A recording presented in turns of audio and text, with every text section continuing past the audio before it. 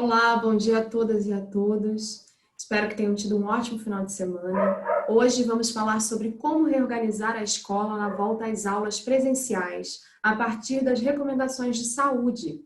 E para falar sobre esse assunto, trouxemos um especialista, o Aloísio Gomes da Silva Júnior. Ele é graduado em Medicina pela Universidade Federal Fluminense, fez residência em Medicina Preventiva e Social e especialização em Administração de Serviços de Saúde na UF, e doutorado em Saúde Pública pela ENSP Fiocruz.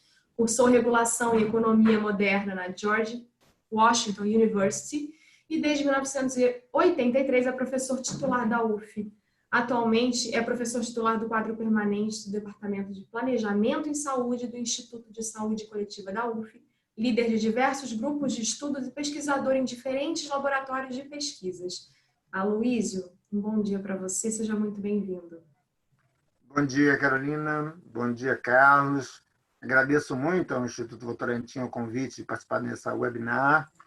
Acho que vai ser muito interessante, né, tentar trazer um pouco a minha experiência do que a gente está vivendo aqui em Niterói, dialogando com as experiências internacionais e nacionais, e um pouco compartilhar dúvidas, né? Ou seja, alertar as pessoas que eu não venho trazendo certezas, eu venho trazendo mais dúvidas do que certezas.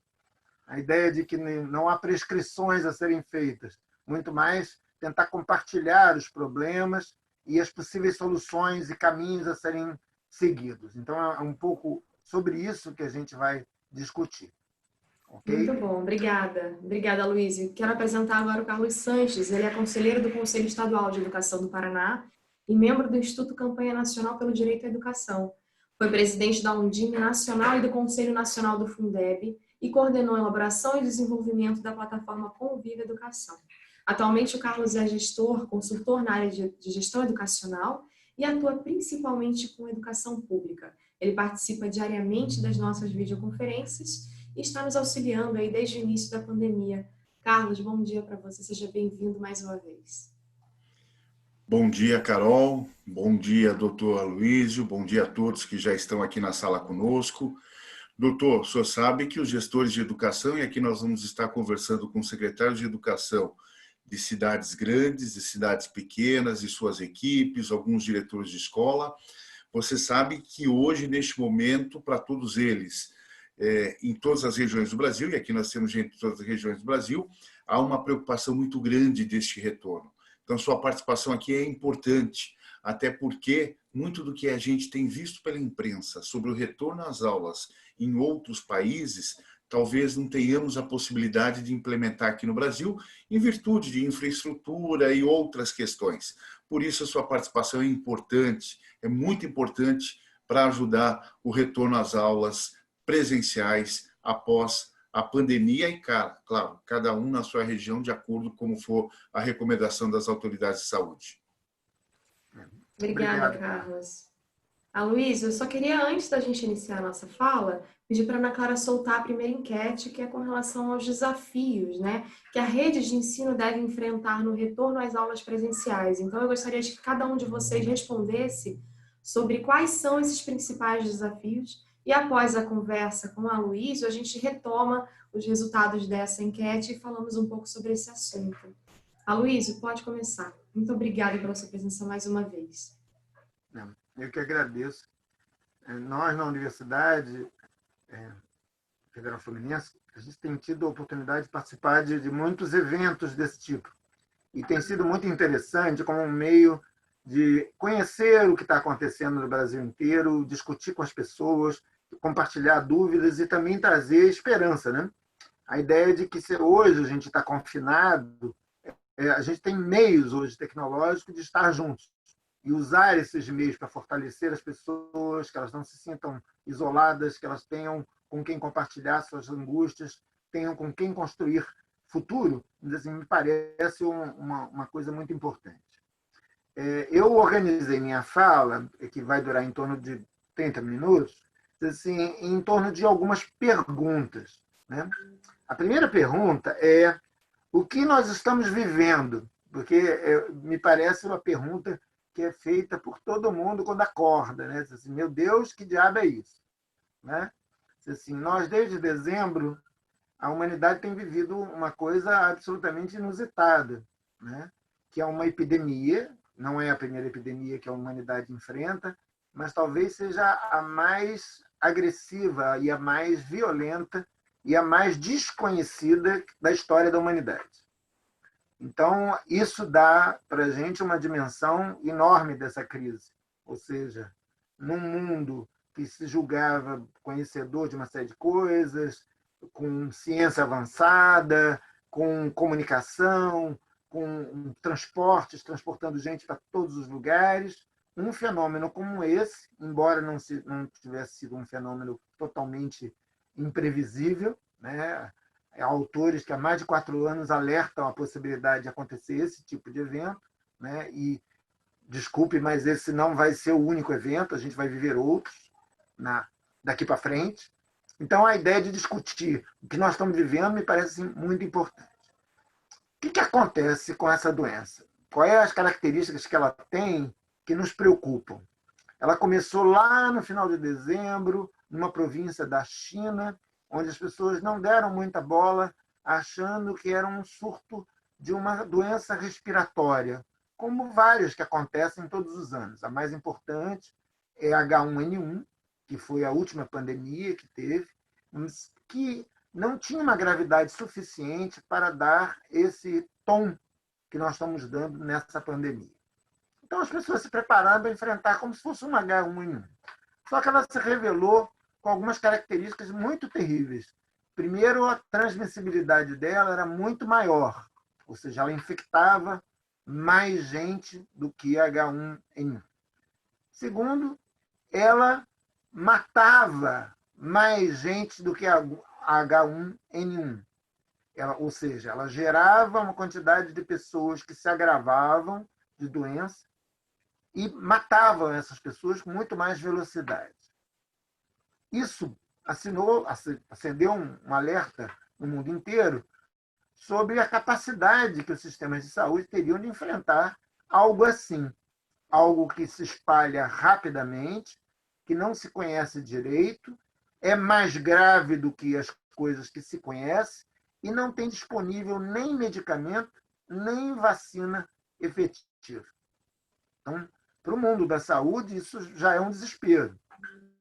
E o pior desespero é a necessidade de serviços hospitalares, ou seja, essa doença, em 80% dos casos, são casos leves e, às vezes, assintomáticos, que não são menos perigosos. A gente vai falar deles daqui a pouco. Mas 20% deles desenvolvem uma forma grave, e na qual pode terminar num CTI e morrer. Ou seja, antes as pessoas achavam que era uma complicação, uma pneumonia, que poderia matar. Hoje se sabe que é uma doença sistêmica que afeta todos os órgãos, com manifestações da pele ao cérebro, com uma gravidade muito grande.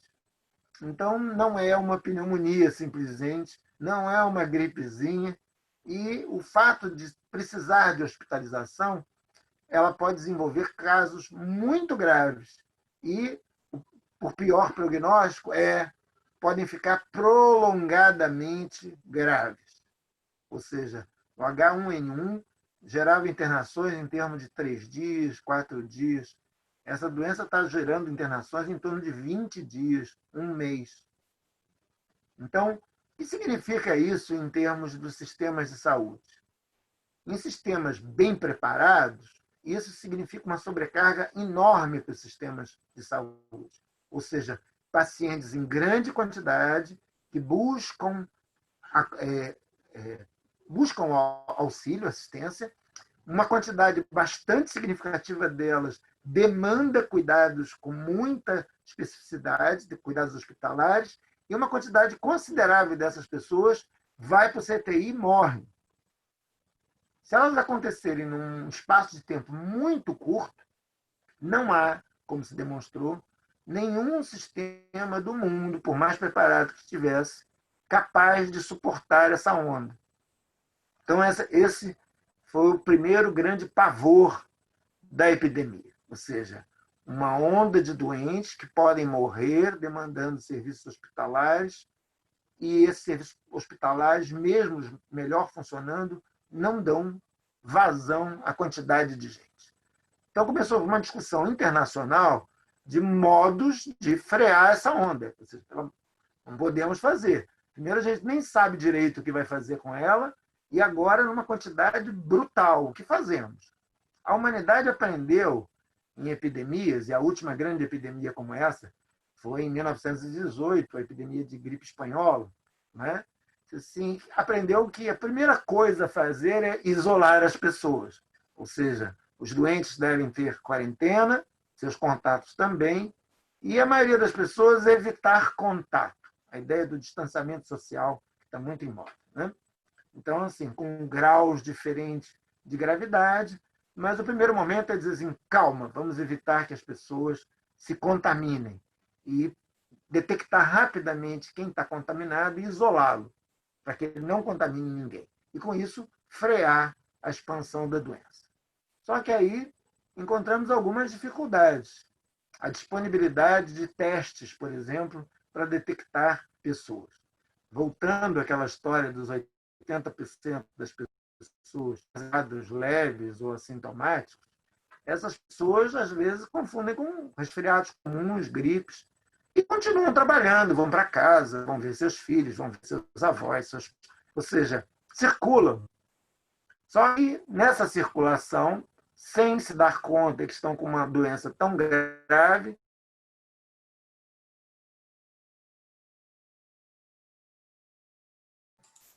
Acho que a gente está com uma dificuldade de conexão, travou um pouco o vídeo e o áudio do Aloísio.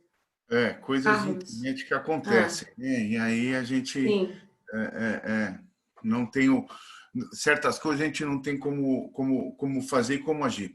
Carol, até que se restabeleça o sinal do doutor Aloísio, eu quero aproveitar esse momento, um parênteses rápido, um tema que me pediram aqui, que eu já coloquei no grupo do PVE, e pediram para que a gente pudesse tratar aqui também nas nossas videoconferências. E o doutor retornando, ele já toca a partir daí. Mas houve a homologação do parecer número 5 do Conselho Nacional de Educação pelo ministro da Educação, publicada já no Diário Oficial. Contudo, o ministro homologou o parecer número 5 de 2020, mas vetou o item 2.16. O item 2.16, ele trata sobre as avaliações e exames no contexto da situação de pandemia. E aí, este ponto do parecer, que está lá na página 20, ele não está vigente. O restante está vigente porque houve a homologação do ministro da Educação, Carol. Apenas esse registro, porque acho que ele é extremamente importante. Alguns já estavam perguntando e pedindo para a gente comentar um pouco isso. Me parece que caiu a conexão do doutor Aloísio. Enquanto a gente retorna, eu vou continuando aqui um pouquinho mais, Carol. Temos que aproveitar o tempo, né, para a gente trazer algumas informações, né? E talvez também a gente possa pedir para a Ana Clara já soltar a próxima enquete. O que você Vamos acha? lá, Ana Clara, já ganhamos tempo aí, já Mas vamos... pode continuar, enquanto isso ela vai se preparando. Carol, você vai acompanhando, por Aqui, ó. favor, o retorno do Tá. doutor... Oi. Vamos lá. Então, vamos aproveitar esse momento para perguntar a vocês o seguinte: qual dos temas abaixo você gostaria de ver aqui no webinar do PVE? A gente recebeu pelo Google Forms, vocês enviaram para a gente algumas possibilidades de temas que a gente poderia trazer aqui. Então, a gente listou aqui quais são essas possibilidades e a gente tem a intenção de trazer pessoas que possam falar com a gente, enfim, que possam trazer para vocês o retorno dessas indicações. Então, tem ensino remoto, boas práticas em registros, ética nas redes sociais, retorno às aulas, né? Como reorganizar os protocolos de cuidado de trabalho, a proposição de jogos e atividades de alfabetização, a formação de gestores educacionais em tempos de pandemia, com o uso de tecnologias e os estudantes das escolas de campo e da periferia. Só reafirmando que alguns desses temas a gente já tem, né, convidados para falar aqui nas próximas semanas. E aproveitando também para contar a vocês, a gente vem reduzindo sistematicamente o número de videoconferências, porque a gente sentiu que existia uma necessidade das secretarias de educação retornarem também às suas atividades diárias. Então, a nossa ideia aqui é que possamos, essa semana, fazer as videoconferências 3 vezes por semana. Na semana que vem, a gente já inicia um formato de 2 vezes por semana, tá? Mas, claro, voltando a falar sobre temas que são significativos para as redes de ensino. Acho que temos o Aloysio voltando. Aloysio já voltou. Aloysio, eu não sei se você consegue colocar o seu dispositivo em formato horizontal. Acho que talvez ajuda pelo formato de tela. O Aloysio teve um problema, gente, de conexão. Desculpem a vocês. E ele está entrando com a gente agora pelo celular. Então, se vira nos 30 aqui, né, Carlos? Exatamente, exatamente. Mas vamos lá, e depois, no final, a gente retoma a questão do parecer da homologação pelo ministro Converto. Por favor, Aloysio, vamos lá, está muito boa a conversa. Ok. Vamos retornar, então. Agora sem o fundo de tela maravilhoso que você tinha, né? Mas tudo bem, vamos voltar. Bem, está todo mundo me vendo e me ouvindo? Sim, sim.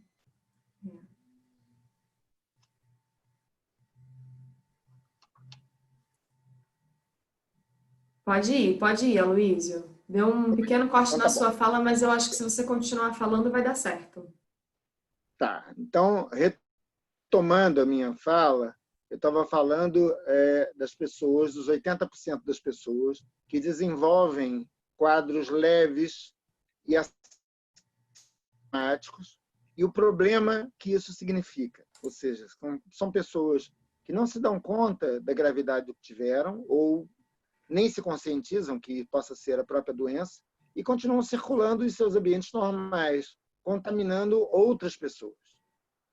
Existem algumas pessoas, os chamados grupos de risco, que têm mais chance de ter quadros severos. Por exemplo, pessoas idosas, pessoas imunodeprimidas, ou seja, pessoas que estão fazendo tratamento para câncer, pessoas que tomam remédios baseados em corticoide, que fazem, de alguma forma, diminuem a imunidade das pessoas. Então, assim, um conjunto de pessoas da população, né, hipertensos, diabéticos, fica com riscos maiores de se contaminar com essa doença e desenvolver formas mais graves. No Brasil, essa doença tem trazido não esse quadrinho que eu estou mostrando, né? Muitas pessoas jovens têm morrido, muitas pessoas de meia idade têm morrido, e os idosos são os que principalmente morrem. Ou seja, o que dá um caráter assim mais preocupante para a gente, ou seja, ninguém está livre da doença. Mas vamos tentar situar essa doença numa situação mais conjuntural, né? Como é que isso chega no Brasil? Essa doença chega no Brasil depois de se espalhar pela Europa, se espalhar pelos Estados Unidos. Então, de dezembro, em março, a Organização Mundial de Saúde declara a pandemia, ou seja, nós temos 169 países contaminados. Na época, 398 mil casos, 17.554 mortes. Ou seja, era uma hecatombe, era um caso muito grave. Em março, ela se aproxima do Brasil pelas vias de transporte, começa a acontecer em pequenas cidades. Em maio, a América do Sul inteira está contaminada e o Brasil é o país mais contaminado da América do Sul. Ou seja, em maio, o Brasil é o segundo lugar, depois dos Estados Unidos, com maior volume de casos e possivelmente com óbitos. Ou seja, a gente virou o epicentro da epidemia nesse momento. Então, ou seja, nós estamos assistindo um quadro grave que chegou na nossa casa numa gravidade enorme. Ok. O que nós temos de estrutura para enfrentar isso? Que medidas sanitárias foram tomadas para tentar barrar esse problema? O nosso país, e muitos dos países, se valeram de duas medidas muito importantes. A ideia dos bloqueios, dos isolamentos, e a ideia do funcionamento dos sistemas de saúde. Os sistemas de saúde, então, viraram assim, a pedra de toque da discussão, países que tinham sistemas de saúde universais de acesso e com estrutura suficiente para segurar esse rojão, embora eu já tenha alertado que o rojão pode ser maior do que a capacidade que os sistemas têm. Isso, de cara, colocou países onde o acesso não é universal na berlinda. Os Estados Unidos pagou um preço terrível por isso. O fato de não ter um sistema universal de saúde levou milhares de americanos a ficar sem assistência ou com assistência precária. No Brasil, a gente tem um sistema universal, mas é um sistema universal que segue subfinanciado, que ainda, embora 70% da nossa população dependa dele, ele ainda tem estrutura não totalmente funcionante. Então, essa pandemia vai pegar o Brasil com um déficit de leito, distribuição irregular desses leitos, ou seja, uma concentração muito grande na região sul e sudeste, regiões como a região Amazônia, a região do Nordeste, completamente em déficit. Isso gera e escancara um problema sério da nossa sociedade. O Brasil é um país extremamente desigual. O que significa essa desigualdade? Essa desigualdade leva a que a maioria da população brasileira não tenha, ou seja, viva numa linha tênue entre estar seguro e estar em grande necessidade. Embora os números de desigualdade do Brasil, mostrem que 6,5% da nossa população esteja em pobreza extrema, 25,3% da nossa população está em pobreza. E esses números têm piorado nos últimos anos.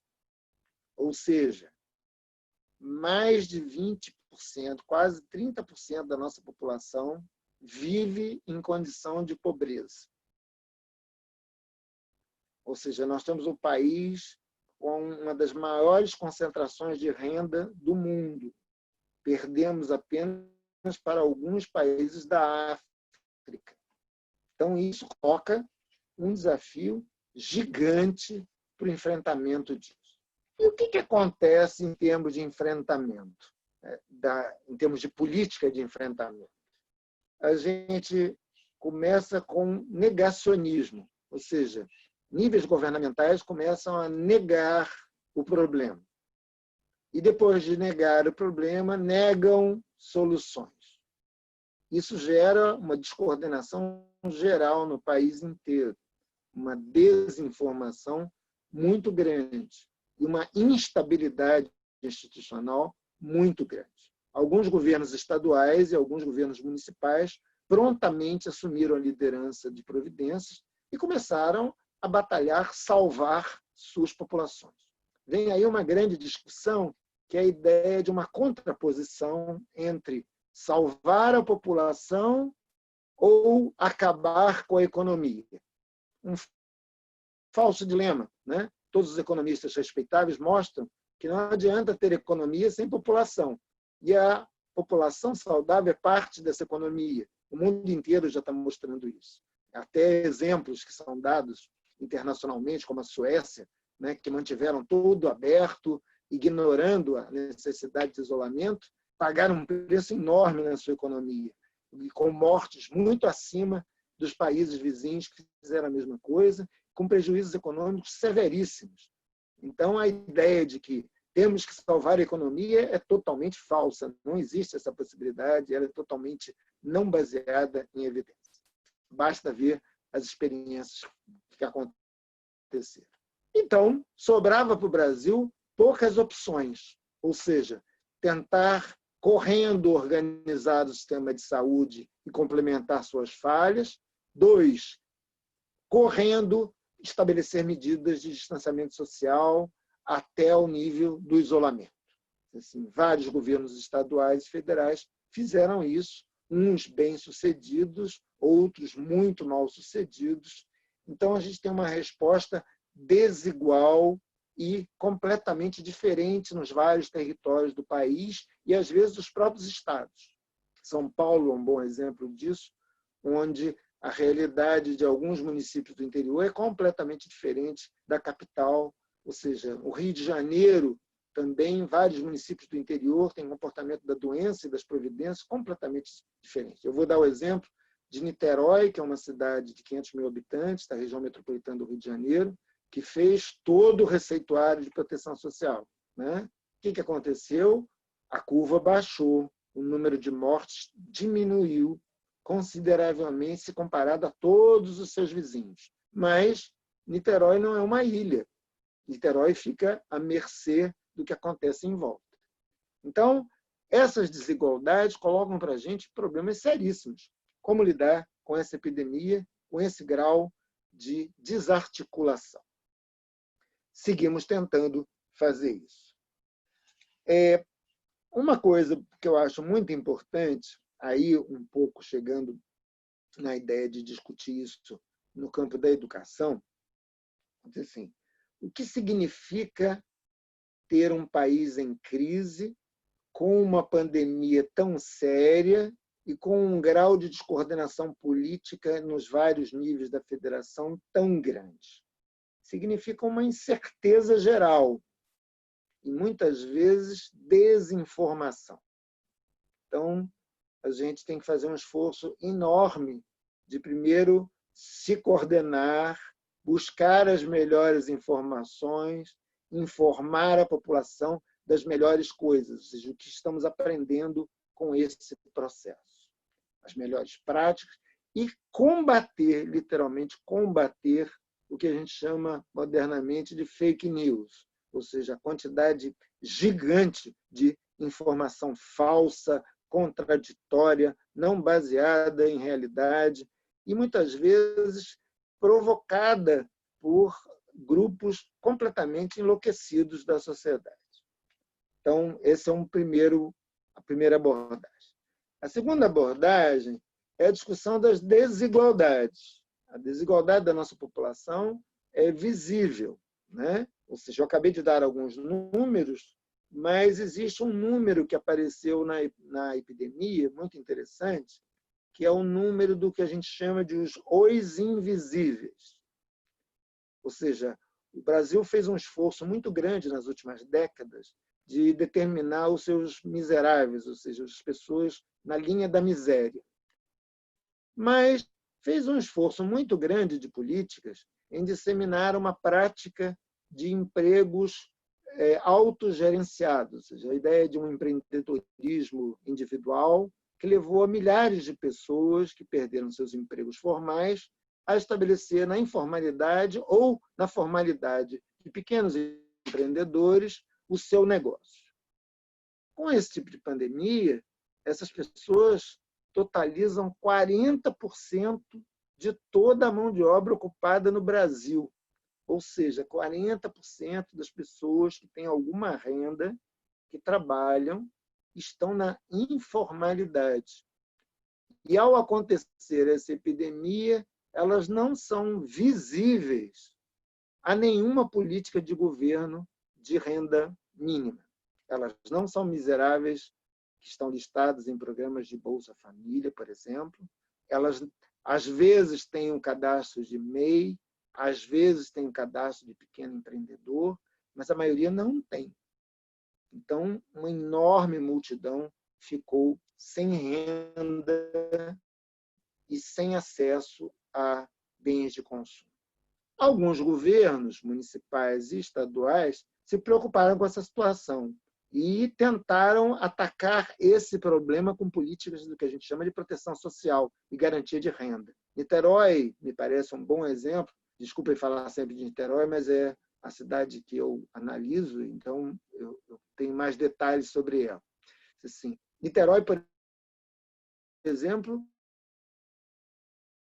já em março tinha programas de renda mínima, já tinha mapeado todas as pessoas que não estavam mapeadas em cadastros de Bolsa Família, usou as escolas, as mães chefes de família que não tinham cadastro de pequenos empreendedores, mas que eram chefes de família. Então, as escolas, junto com o sistema de saúde, com base territorial, foram um importante instrumento de detecção das pessoas mais vulneráveis economicamente daquelas populações. Com esse mapa, se estabeleceu uma série de políticas de ajuda a esse tipo de população. Bolsas, cestas básicas, programa de renda mínima. Não é o programa do Ministério, ou seja, não é o programa federal, é um programa municipal que chegou e está funcionando desde o início. E já foi estendido até dezembro, porque se pensava que não se resolveu o problema da epidemia em 2, 3 meses, então temos que estender medidas de proteção social até o fim do ano. Então, prestem atenção no que eu tentei realçar. O papel importante que a saúde e a educação teve de detectar essas populações mais vulneráveis economicamente. Segundo, a ideia de governos estabelecerem programas de suporte social. Essa discussão é uma discussão internacional, vários países, principalmente na Europa, e, pasmem, até no país onde a discussão da intervenção do Estado é mais crítica, que é os Estados Unidos, rapidamente desenvolveram programas de socorro. Então, é quase que lamentável que o nosso país, com um grau de dependência, com uma população tão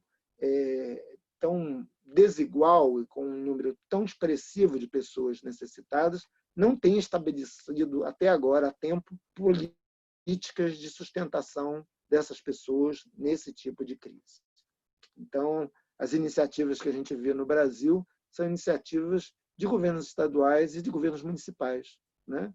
Ou seja, não chegou na ponta a ajuda federal até o presente momento. Então, essa é uma situação bem grave, que tem uma consequência, no meu entender, bastante importante quando a gente decide olhar as escolas, né? Ou seja, qual o papel que essas escolas vão ter nesta vida, nesse novo normal. Primeira questão, podemos abrir escolas imediatamente? Alguém se sente seguro de fazer isso em qualquer lugar no Brasil? Acho que poucas pessoas no Brasil têm capacidade de responder isso. As pessoas que teriam essa capacidade normalmente moram em municípios completamente isolados, que não tiveram um caso, que tomaram medidas de proteção, porque isso não garante que alguém de fora venha e traga a doença. Então, por algum momento, essas pessoas estão protegidas e não haverá nenhum surto na cidade caso sejam reabertas as escolas. Lembrar que as crianças, de um modo geral, os jovens, são os que menos mortalidade apresentam, ou seja, são a parcela da população que menos desenvolvem quadros graves e morrem. Okay? Isso não significa que elas não desenvolvam quadros graves e não morram. Existe uma parcela importante no Brasil de pessoas nessa faixa etária que estão morrendo. Segundo, mas elas têm aquela característica que eu chamei a atenção. Elas são pessoas que desenvolvem quadros leves, assintomáticos, e servem como disseminador da doença. Então, um quadro que aconteça rapidamente contamina famílias, contamina professores, contamina todo mundo em volta. Então, temos que ter muito cuidado em trazer as pessoas de volta. As experiências municipais e estaduais de definir retorno, elas estão baseadas na observação principalmente de 2 fenômenos. O fenômeno 1 é a baixa sustentada do descendente da ocorrência da doença. O segundo indicador é a capacidade do sistema de saúde de ter leitos disponíveis para os casos graves e principalmente para os casos muito graves, ou seja, os leitos de UTI. Então, esses 2 indicadores, em síntese, são a medida principal que a maioria dos países, estados e municípios tem usado para definir a possibilidade de reabertura ou não. Devo levantar, primeiro, a gente tem, no Brasil, esse tipo de dado, é um dado muito impreciso, dado a subnotificação e a dificuldade que as instituições públicas e privadas têm de informar seus dados. Então, não necessariamente os leitos que aparecem nas estatísticas são os leitos realmente disponíveis. A gente tem observado, por exemplo, o estado do Rio de Janeiro, em especial o município do Rio de Janeiro, rapidamente na epidemia, os leitos lotaram e formou uma fila de 1.000 pessoas. Então, é só para dar noção de que aquela história que a gente contava no início, que a doença é rápida e faz uma demanda gigante em torno dos hospitais, é verdade. Na realidade brasileira é assustador, porque 1.000 pessoas não têm para onde ir. Então, mesmo cidades que se prepararam para a epidemia, como Niterói, tiveram seus leitos completamente lotados rapidamente. Os leitos privados em Niterói chegaram a 90% de ocupação. E, pasmem, mais de 50% dessas pessoas eram oriundas exatamente de outros municípios. Porque Niterói tinha feito medidas protetivas, mas os outros municípios em volta descarregaram sua falta de leitos no município de Niterói. Então, entendam, mesmo os municípios que estão mais preparados sofrem com o entorno. Então, esse é um sinal que eu gostaria de deixar. Ou seja, as medidas que determinam podemos retornar, não podemos retornar, elas são muito frágeis e precisam ser observados muito cuidadosamente, dia a dia. Lembrar que uma decisão de abre, a gente só vai perceber a gravidade do que foi feito em torno de uma semana, 15 dias depois. Ou seja, não é um resultado imediato.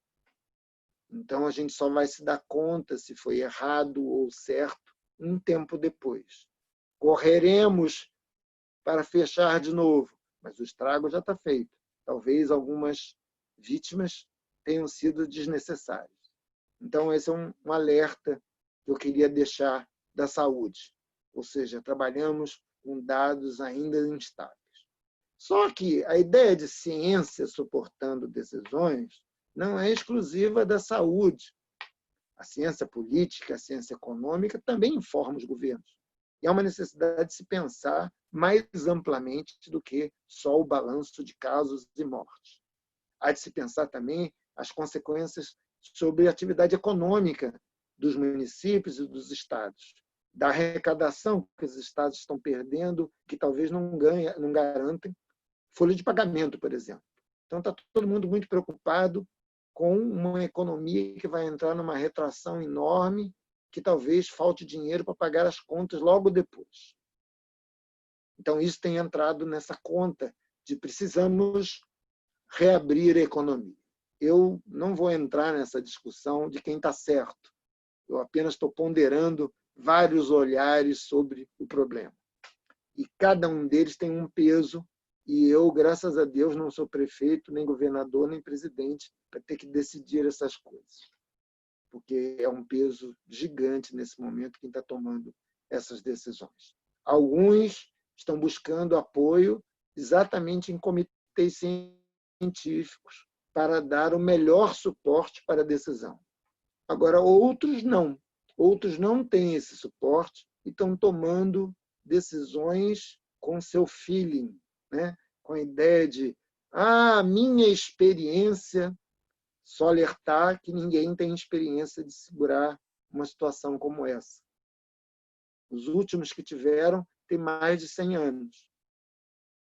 Então, cuidado, né? Ou seja, a experiência passada serve pouco para pensar o momento presente. Então, vamos admitir que, ok, sabemos então, pelo menos, como medir o que está acontecendo e os melhores caminhos para pensar a reabertura. Quando pudermos abrir, vamos ter que tomar muito cuidado. Primeiro, não voltará à normalidade de antes. Alguns até brincam com isso, dizem assim, foi exatamente a tal normalidade que levou a gente aonde nós estamos. Então, realmente, nós temos que fazer um esforço enorme para mudar esse normal. ok? Mas, embora seja polêmica essa afirmação, a ideia de uma nova normalidade é real, ou seja, não seremos os mesmos, as coisas não acontecerão das mesmas formas que aconteciam. Algumas decisões que estavam sendo feitas paulatinamente, por exemplo, o uso de ferramentas tecnológicas na educação, a ideia do home office, ou seja, trabalhar em casa, a ideia de mecanização de processos, tomou um grau de aceleração enorme na nossa vida. Então, assim, imagina eu, uma pessoa que tem 38 anos de universidade, assim, tendo que aprender a AD, aprender a mexer em computador, em linguagens de EAD, ou seja, do mundo virtual, ou seja, muda completamente a nossa vida. E quem não tiver essa capacidade de virada não fará diferença, ou seja, sucumbirá nesse mundo novo que trabalhará. Por outro lado, as ferramentas tecnológicas não são a solução para tudo. Se a gente olhar a realidade de desigualdade do Brasil, por exemplo, no âmbito universitário, 40% dos alunos não têm acesso à internet nem computador. Como pensar um ensino totalmente baseado em tecnologias de comunicação? Ou seja, 40% ficarão de fora. A desigualdade também atinge as populações nesse campo. Então, mais esse desafio. Os países e os municípios e os estados que resolveram isso fizeram investimentos enormes de muitos anos em dotar suas populações de capacidade de comunicação, com internets gratuitas, com computadores, mobilizando espaços e tecnologias para grandes populações. O Brasil ainda caminha a passos muito pequenos nessa direção. Então, esse é um desafio que a gente tem. Aí, ok, temos um momento propício, já fizemos as considerações e podemos reabrir. Assim, o novo normal vai exigir muitas coisas. Primeiro, essa pandemia ela pode passar em termos de onda, mas ela não vai embora. Ou seja, não existe nenhum estudo que ela acaba rapidamente. Enquanto não tiver uma vacina eficaz, ela continuará circulando, até porque a maioria da população ainda não foi contaminada, graças ao exitoso programa de proteção social baseado em isolamento. Então, a cada momento, novas ondas poderão surgir da doença, como a gente está vendo na China, como a gente está vendo na Europa, na Itália. Então, há muitas incertezas sobre o comportamento dessa doença enquanto não se tem uma vacina eficaz para isso. E mesmo quando se tiver uma vacina eficaz para isso, essa vacina vai depender do grau de imunidade que ela confere. Por exemplo, o H1N1 possui uma vacina que tem validade em torno de 1 ano. Então, a cada ano, as pessoas vulneráveis têm que ser revacinadas para ficarem protegidas. Ainda não se sabe o grau de imunidade conferido pela doença na Covid-19. Como não se tem vacina, não se sabe o grau de imunidade, então ficamos ainda esperando. Ou seja, o mais certo é que no futuro bem próximo, a gente vai conviver com ondas da doença. O que obriga a gente a ter outro pensamento de discutir proteção permanente. Aí eu pergunto, como é fazer distanciamento social, ou seja, manter pessoas 1,5 m, 2,5 m de distância, usando máscaras, usando proteções, usando elementos de higiene como álcool gel, álcool 70, água e sabão, convivendo em espaços fechados, seja escola, cultos religiosos, qualquer ambiente que se tem aglomeração e fechado. Como é isso no novo tempo? Os melhores manuais mandam manter distância, ou seja, no mínimo 50% das pessoas vão ter que se alternar nos espaços existentes. Restaurantes não vão abrir com capacidade completa, vão abrir com 30% só de capacidade, para permitir que alguém sente para comer dentro do restaurante. Ou seja, Pensem nos ambientes das escolas, pensem nos ambientes das creches, pensem nos ambientes dos postos de saúde, de qualquer lugar que aglomere gente. Como fazer vigorar distância mínima de 1,5 m a 2 das pessoas? Como estabelecer uma nova etiqueta de uso de máscara sempre que houver problemas respiratórios? As pessoas que veem televisão veem nos países orientais, onde isso já existe, um monte de gente dentro do metrô, dos ônibus, andando na rua de máscara, né? Aquilo é uma medida protetiva para os outros, ou seja, eu, que posso estar com sintoma de alguma coisa, tenho que circular na rua, vou de máscara para não contaminar o outro. Então, essa tal etiqueta respiratória vai ter que vigorar no Brasil, em todas as coisas respiratórias, não só em H1N1, não só em Covid.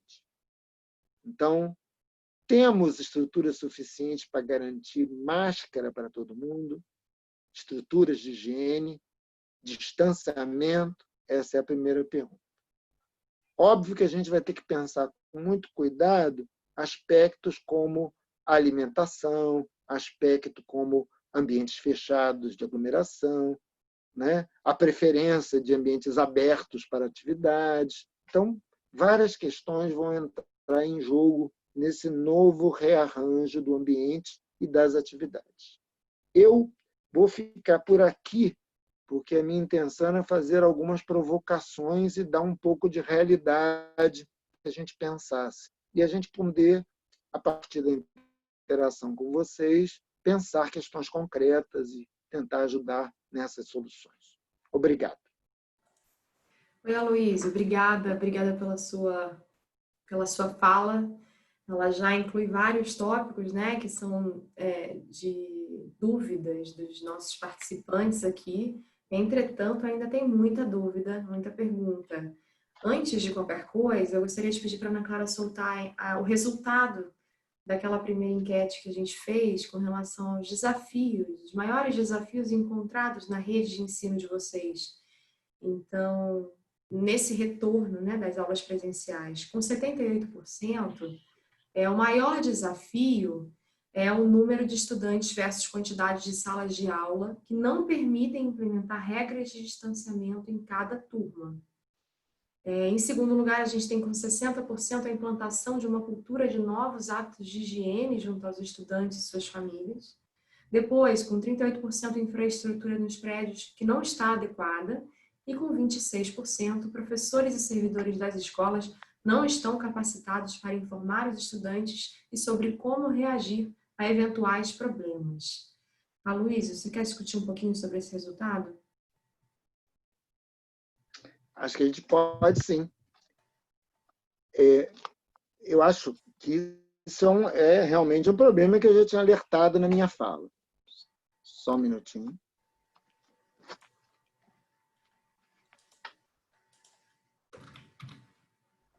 Alô? Oi, estamos aqui. Oi. Voltamos. Houve algum problema aqui, saiu fora da visão. Okay. Mas está tranquilo. Então, estão me ouvindo bem agora? Sim. Sim. Então, eu tinha alertado para alguns desses problemas, né? Principalmente com relação às infraestruturas. Eu não conheço a realidade da educação, mas conheço bem a realidade das universidades e dos serviços de saúde. A discussão de adequação de espaço físico para número de alunos é um grande desafio. Por exemplo, dando um exemplo da minha área, como colocar 90 alunos de medicina numa sala de aula nesse momento? Impossível. Ou seja, não há regra que contemple essa quantidade e o número de salas disponíveis. Como vamos fazer? Vamos rodiziar? Vamos tentar fazer, intercalar atividades EAD com atividades presenciais? Ou seja, como a gente vai fazer a utilização escalonada do espaço? Esse é um desafio para a gente.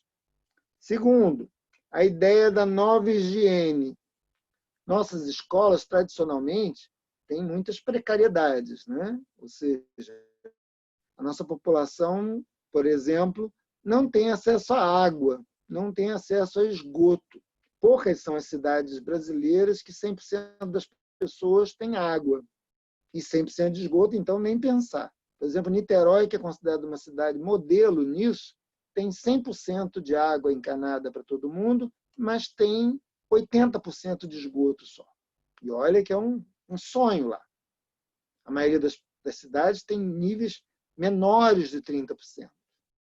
Então, a ideia de higiene dentro das escolas vai depender do fornecimento de água adequadamente, a ideia de recolocar estruturas de higiene, como pias na entrada, displays de álcool gel, o uso desses materiais pela equipe de limpeza, a ideia de equipamento de proteção social para esses trabalhadores e professores, uso de máscara, né? A tal da etiqueta respiratória que eu mencionava, como a gente vai equacionar tantas necessidades nesses espaços. Essa é uma questão que está colocada. Por último, a ideia de formação, vamos chamar assim, do professor e do funcionário das escolas, que vai desde o servente, passando pela secretaria, pelo porteiro, por todas as pessoas envolvidas na gestão da escola e no funcionamento da escola. Há um reaprender de coisas, né? Reaprender de uma realidade, e mais do que isso, é isso que eu queria chamar, porque não só aprender regras novas, mas compreender a realidade de maneira diferente. Entender que muitos desses alunos são submetidos a situações de desigualdade que fica impossível cumprir as regras que eu estabeleci. Como eu vou mediar isso? Muitos dos funcionários também terão dificuldades de cumprir essas regras. Ou seja, eu não estou falando de negacionismo, não estou falando de pessoas que não querem fazer, não estou falando disso. Eu estou falando da impossibilidade, ou seja, eu quero, mas eu não tenho água corrente em casa todo dia, eu não tenho como implantar isso de um modo geral. A escola não tem fornecimento desses materiais sistemáticos, então sempre haverá descontinuidade. Como trabalhar a descontinuidade e essa ideia da discussão dessa nova realidade, com esse novo olhar de tentar entender o todo.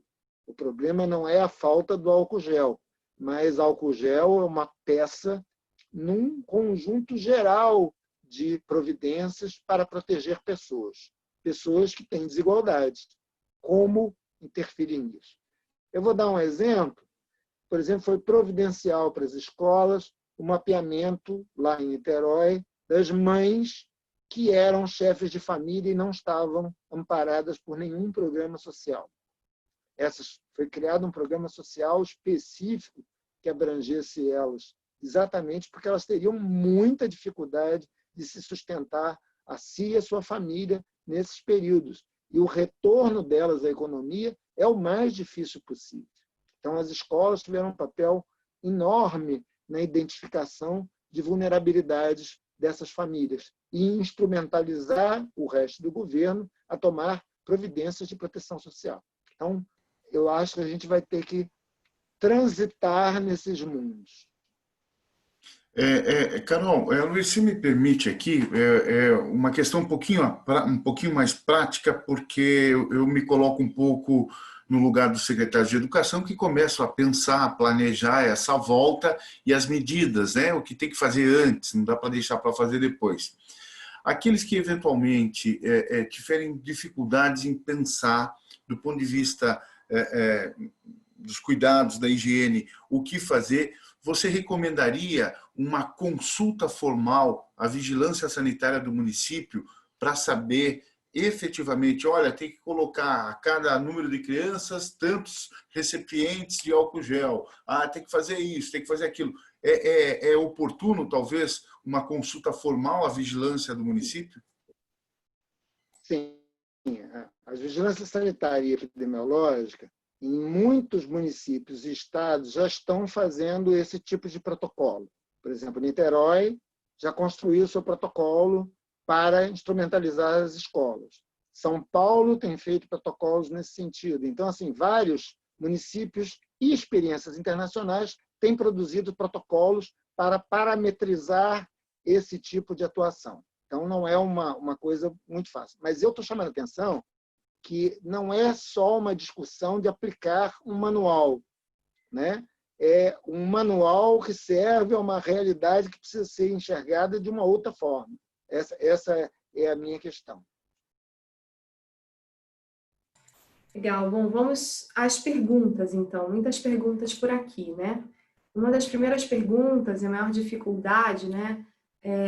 A Maria Cristina Rodrigues de Sá mandou uma série de perguntas. A primeira é: tomados todos os cuidados com a higiene, quais as chances de contágio e transmissão do coronavírus? Na sua visão, mais de 2 meses de prorrogação das aulas não presenciais são suficientes? E ainda, o que você indicaria como fundamental nas escolas para se evitar a contaminação e a transmissão do vírus? Eu acho que, nesse momento, a gente não tem margem segura para dizer quanto tempo mais seria necessário. A prudência manda que quanto mais, melhor. Só que também a prudência manda que quanto mais a gente esticar, mais prejudicaremos as crianças, mais estabeleceremos um passivo da educação, um passivo da economia muito grande. Então, na realidade, a gente vai ter que fazer essa conta dia a dia e estabelecer o melhor momento com o menor risco. Essa é a discussão. Por exemplo, Niterói está projetando que o momento possível de abrir as escolas esteja talvez em agosto, considerando que o pico da epidemia está ocorrendo nesse início de junho, nos primeiros 15 dias de junho. Então, espera-se que em agosto haja condições palpáveis de reabrir escolas. Então, o protocolo de reabertura das escolas já está pronto. Só que, se o comitê que acompanha a epidemia chegar em julho e dizer, não dá para abrir, isso vai ser adiado de novo. Então, é um momento que vai ser sempre adiado. Ok? Óbvio que vai chegar um momento que as pessoas dizem, tá bom, vamos abrir, vamos correr um risco. O risco é considerado o mínimo possível. Ou seja, a infecção ela vai continuar existindo na nossa sociedade. O vírus vai continuar circulando numa escala muito baixa. Então, a probabilidade de alguém ficar doente é menor. E, se ficar doente, o sistema de saúde tem como absorvê-lo. Essa é um pouco a lógica da reabertura. Enquanto o sistema de saúde estiver sobrecarregado, sem capacidade de dar solução a isso, assim, eu acho impossível expor as pessoas a esse risco. Se, ao contrário, o sistema de saúde tem essa capacidade, né, melhor. Tem um problema que ninguém fala, que é a ideia de estimar a população vulnerável ao vírus. A ideia de quem está imune e quem não está imune. Embora ainda persista essa ideia de que imunidade é essa nós estamos falando, mas é uma coisa importante assim, a gente considerar que, de um modo geral, as pessoas que têm a doença ficam imunes. A maioria das doenças isso acontece. A gente não sabe o tempo que vai ficar, mas adquirem uma imunidade.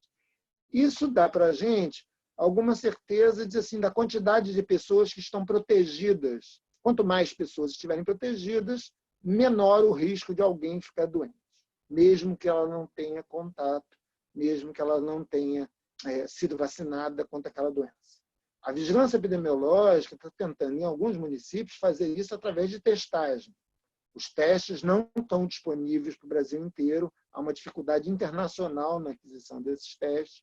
Alguns municípios estão tentando fazer isso. Por exemplo, Niterói, que comprou o suficiente para fazer 50 mil testes, ou seja, testar 10% da sua população. Então, Niterói, a curto prazo, vai ter a possibilidade de olhar e dizer assim, olha, tem uma proporção da população X que garante que a maioria está contaminada e que o risco de pegar é menor. Isso dá mais segurança para a gente poder abrir. Nesse momento, pouquíssimos municípios, nem Niterói, têm essa resposta. Muitas pessoas, Aloysio, perguntando com relação à educação infantil, diversas dúvidas com relação a isso, principalmente de crianças de 0 a 3 anos, né, que tem uma dificuldade grande de utilizar esses equipamentos, de lavar as mãos, né, do toque. Como fica o retorno das crianças de educação infantil? E aí, em nome de Adriana, de Márcia, uma série de pessoas que fizeram essa pergunta. Eu acho que isso não é só um desafio de infraestrutura, mas do preparo dos professores e demais trabalhadores do campo da educação em lidar com essas crianças. E também dos pais, né? Ou seja, a sociedade vai ter que se envolver maciçamente na proteção disso, porque não é uma regra para a escola, é uma regra para a sociedade como um todo, que deva ser praticada em casa, inclusive. Então, a ideia de uma nova higiene, uma nova forma de lidar com o mundo, um mundo ameaçado. Então, a experiência de outras situações evoca as pessoas, por exemplo, na Segunda Guerra Mundial, crianças aprendiam a usar máscara antigases em bombardeio, né? Lá no Oriente Médio, quando as pessoas também são bombardeadas, as pessoas aprendem a fazer primeiros socorros e sobreviver às coisas. Então, assim, não tem jeito. Ou seja, a gente vai ter que aprender, nós, os responsáveis, e ensinar às crianças esses novos hábitos. Vai entrar no processo de educação também. Agora, que enquanto tirem risco de contaminação, a gente tem que ter muito cuidado em voltá-las ao ambiente da escola, onde é histórico a contaminação de crianças, né? Por exemplo, uma brincadeira que a gente está fazendo aqui, os leitos infantis de Niterói estão vazios. Nessa época de inverno, outono e inverno, não estão tendo resfriados, crises, que era muito comum no tempo que estavam nas creches, nas escolas, e que se contaminavam com os amiguinhos. Então, aquele monte de criança com asma, que fazia infecções, iam parar em internação, desapareceu, exatamente porque eles não têm tanto contato com outras pessoas. Então, entendam, assim, ao voltar para a escola, o risco do contato, existe risco de contágio de todas as doenças, né? Aumentar os graus de higiene, aumentar as medidas de proteção, diminui isso. Então, o efeito que a gente está assistindo das pessoas não terem complicações de asma, não terem complicações de pneumonia, de gripes, é um pouco desse cuidado com a higiene que as pessoas estão tendo. Dúvidas com relação à questão das pessoas assintomáticas. A Sueli Barbosa, ela pergunta, e quem é assintomático? Nesse caso, ele também vai usar máscaras e luvas para tudo? Acho que está tendo uma confusão com relação à questão das pessoas assintomáticas com quem, enfim, ainda não manifestou a doença, né? Acho que você podia falar um pouquinho sobre isso para esclarecer. Sim, sim. Cuidado com essa expressão assintomática, porque a gente está considerando assintomático alguém que tem contato com alguém que teve a doença, desenvolve uma forma muito, muito leve da doença, um resfriadinho, fica sem sentir cheiro, a língua fica grossa, alguma coisa bem frustra e continua a vida. Lembrar que num prazo de 15 dias após o contato, ela vai estar desenvolvendo a doença e transmitindo. Isso é o que nós estamos chamando de assintomático. Ela não se conscientiza que tem a doença, para ela está com um resfriadinho, está com uma alergia, qualquer bobagem assim, mas ela está circulando. O ideal dessas pessoas é isolamento, ou seja, ficar na medida do possível, em casa, isolado, sem contato com os outros, principalmente pessoas vulneráveis como idosos, pessoas cardiopatas, diabéticos e outras coisas. Em algumas populações, isso é quase impossível. Ou seja, como num lugar que tem 2 cômodos, 10 pessoas morando, alguém assintomático vai ficar isolado. É impossível. Alguns municípios criaram centros de quarentena, ou seja, lugares próximos das comunidades, onde essas pessoas são, entre aspas, internadas para ficar os 15 dias lá e poderem voltar para suas casas já sem contaminar o meio ambiente.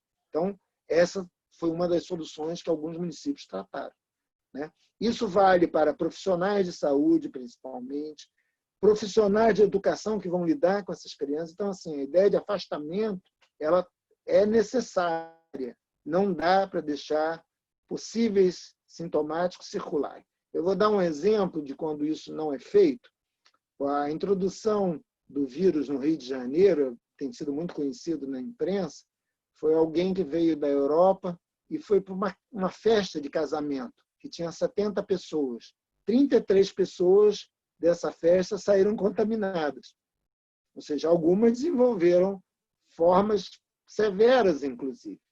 Agora, o pior é que alguns desses convidados voltaram para casa, sua casa de campo, lidaram com seus empregados, e esses empregados passaram a desenvolver a doença de forma mais grave, dadas as desigualdades sociais, e morreram dela. Ou seja, algo começou na zona sul do Rio de Janeiro, gerou uma morte no interior do estado do Rio por essa cadeia. Então, a ideia de que não é uma gripezinha, precisa isolamento, isolamento é parte do mecanismo de bloquear a doença, e as pessoas que possam estar contaminadas não devem circular. Se tem dificuldade de isolamento, a gente tem que prover um lugar de isolamento, né? Os lugares que estão sendo providos estão sendo providos pelos municípios e pelos estados. Legal, Okay? Luiz. Eu queria só pedir para a Ana Clara soltar a próxima enquete, e aí a gente já segue com a pergunta, né? Então, a pergunta aqui da enquete é se você já participou de algum outro webinar diário do PVE, caso já tenha participado, se você colocou em prática alguma ação baseada no que você aprendeu aqui, e qual é a avaliação que você faz desta sessão de webinar. E seguindo com as perguntas, Aloísio, muita gente perguntando sobre o álcool em gel. Tem algumas pessoas falando aqui que as escolas possuem álcool 65%. 65% pode? É recomendável? Ou só 70%? Bem, o padrão confiável de álcool líquido é 70%. E o álcool gel também 70%. Lembrar que eles têm uso diverso, né? Um não substitui o outro. Um é para uma coisa, outro para outra coisa.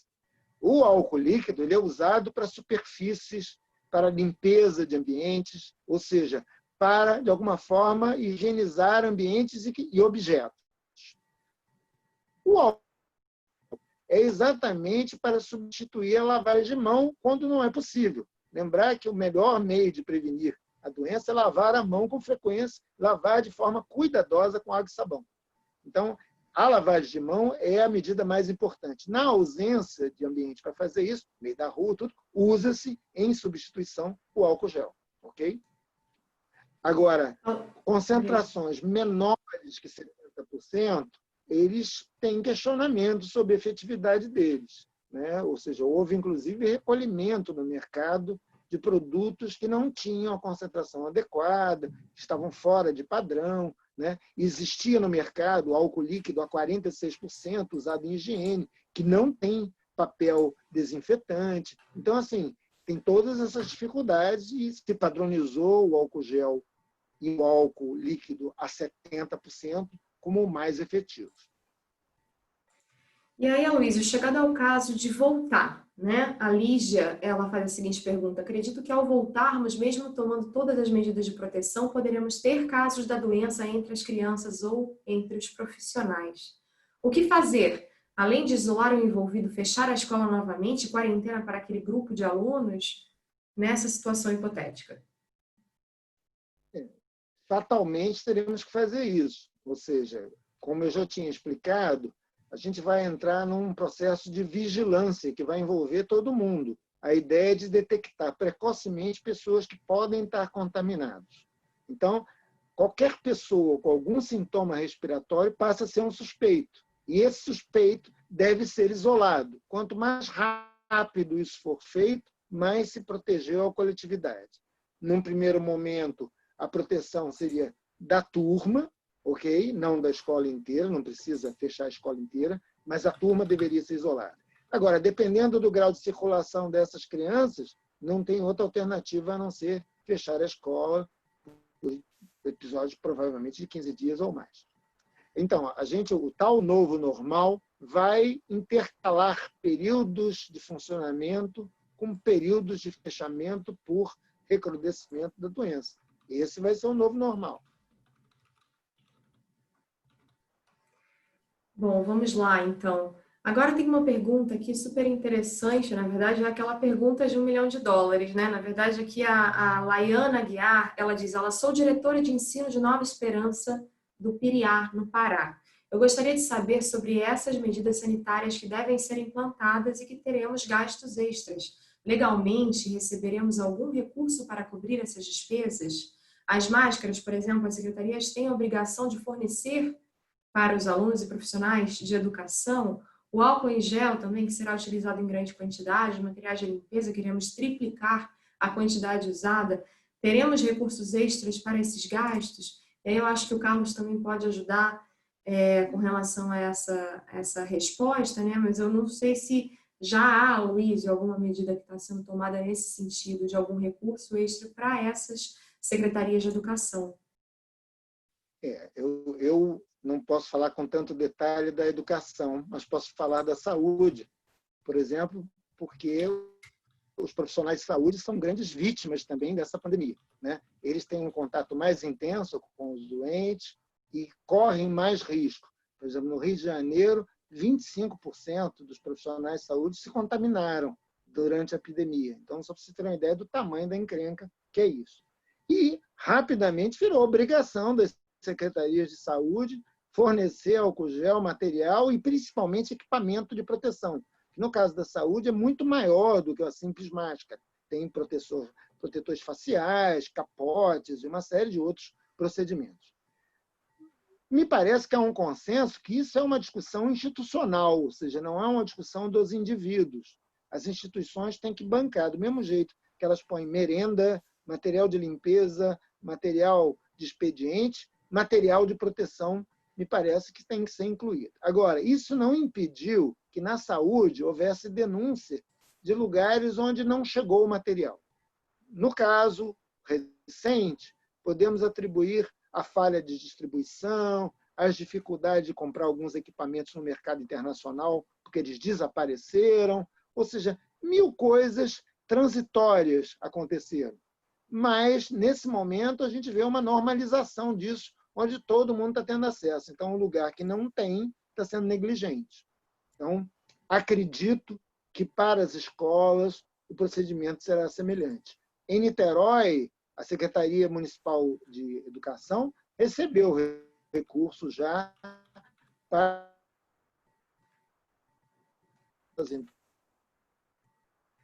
material. Aloysio, está cortando a sua fala.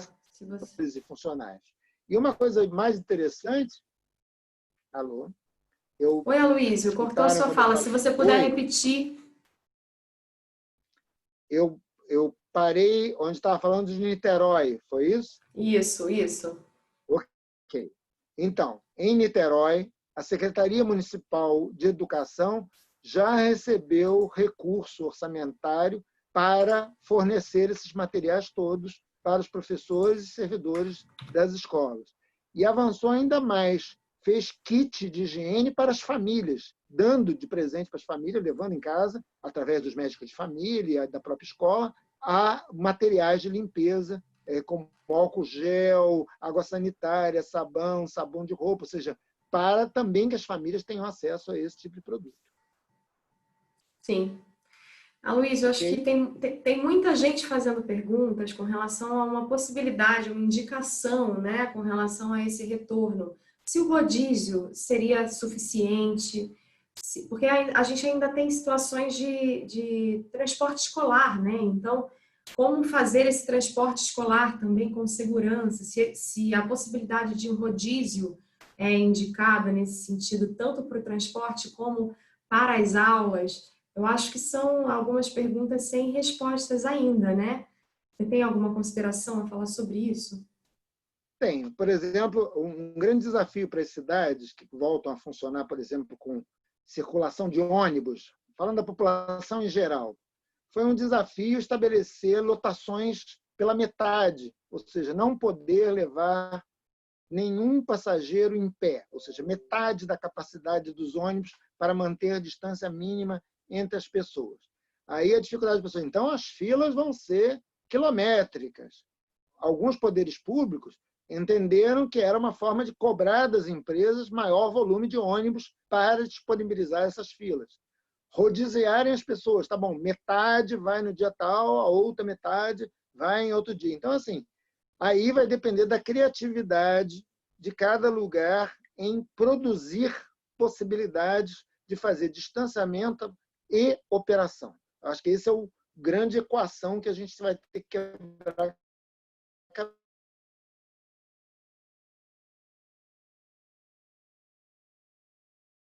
Com certeza, não vai ser possível fazer isso na estrutura atual.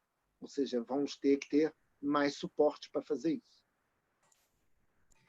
Legal, Luiz. Olha, eu acho que, enfim, tem muitas perguntas ainda, mas muitas dúvidas com relação a como fazer esse retorno com segurança, né? Uma das pessoas, inclusive, comentou aqui que, nossa, eu achei que eu ia ter indicações de como retornar, e não é bem isso que a gente está vendo aqui, mas eu acho que você traz justamente essa discussão, né? Existe muita dificuldade de retornar com segurança. Eu alertei no início da minha fala que eu não vinha trazendo receitas, muito pelo contrário, eu vinha trazer dúvidas e tentando contextualizar problemas, né? Eu acho que a gente vai, dia a dia, dando soluções a esse tipo de problema, já que a gente vai conviver com ele. Tá certo. Tá bem, Aloysio, eu queria agradecer muito a sua participação. A gente tem outras perguntas, mas já fogem um pouco né, do que se refere à questão da saúde. E eu queria agradecer demais a sua presença, a sua participação. Você é muito didático na sua fala, dá para a gente entender muito, muito bem todas as dificuldades que estão em torno desse problema, dessa pandemia que a gente está vivendo. E gostaria de agradecer a todos vocês, a todas vocês que têm participado diariamente das nossas videoconferências. São excelentes reflexões que você nos traz. Nós sabemos que esse desafio ele não é trivial, não há uma solução única, não existe um único território e uma solução que seja eficiente para um município pode não ser para outro, então não dá para a gente trazer aqui receita de bolo, né? O que a gente faz aqui é tentar justamente trazer ideias e ajudar nessa reflexão que os municípios vão fazer.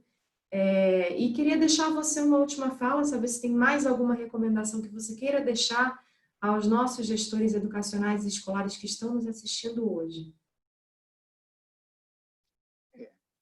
Eu queria deixar na minha fala final uma reflexão final também, a ideia de que nunca na humanidade foi tão importante dois conceitos que eram muito polêmicos até bem pouco tempo.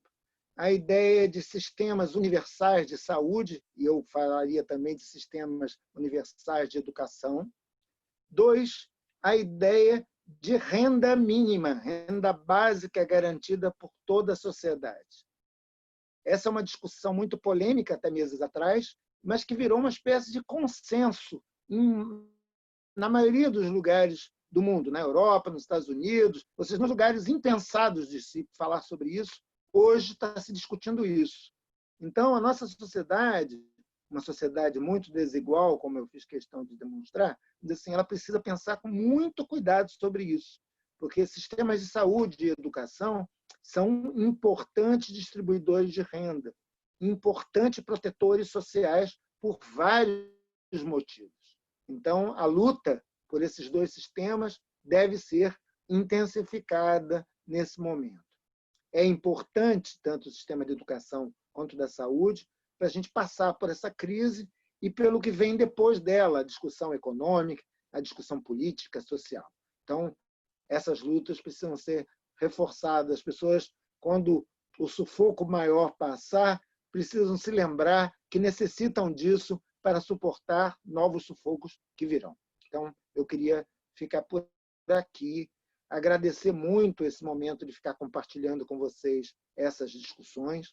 Aprendi muito também, porque na medida que sou demandado, isso me faz pensar sobre problemas que não são cotidianos meus, mas que interferem na sociedade. Eu acho que é nosso dever ficar pensando para todos, né? Agradeço muito o convite. Obrigado, Carolina. Obrigado, Carlos. Obrigado a toda a audiência.